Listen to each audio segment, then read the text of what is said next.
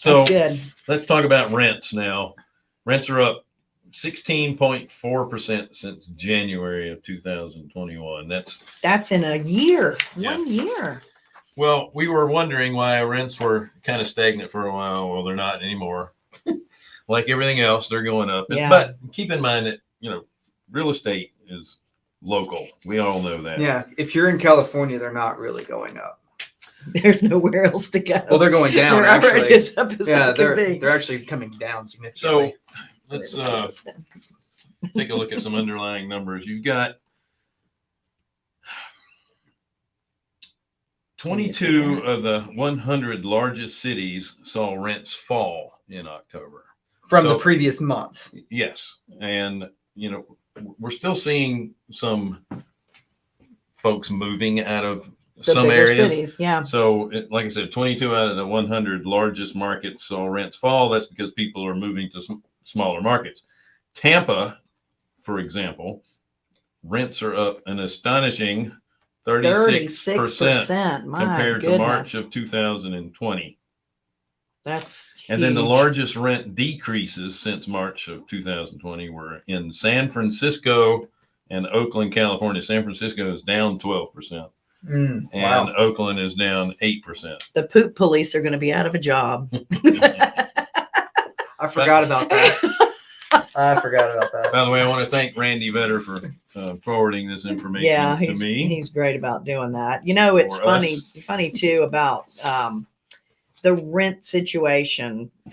We are seeing a huge change in what's going on in the rent, and I can't help but question that. You got to say Airbnb is a huge craze right now. Like everybody knows about it. In fact, when I was in Lowe's yesterday, I had to buy some things for an Airbnb that I'm almost done with. And I was telling him what it was for, and he said, Airbnb, what AR, what is that? And I couldn't believe he had not heard of it. A rock? That's what I said to him. And so I explained to him the concept, and he was amazed. But he's like the first guy I've met in a very long time that had not heard of short-term rental properties, because everybody's getting into it. It's like a new craze. Everybody wants to try it. And I'm wondering if that isn't putting a dent into rental properties availability at this point. Well, especially the nicer ones. Well, sure. I mean, and that's also attributable to some of the prices being bid up, because when you're looking at a 3x potential margin on a house,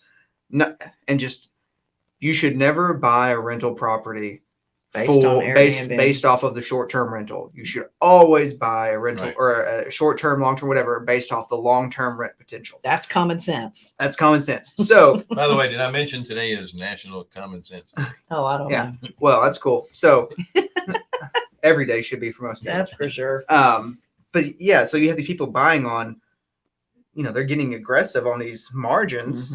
It's like, well, I can make $4,000 a month. Right. You can. And I'm like, okay, so if I do that, then I can basically have, have an 8 cap if I bid up $20,000 over asking. Most of them won't understand what you just said. So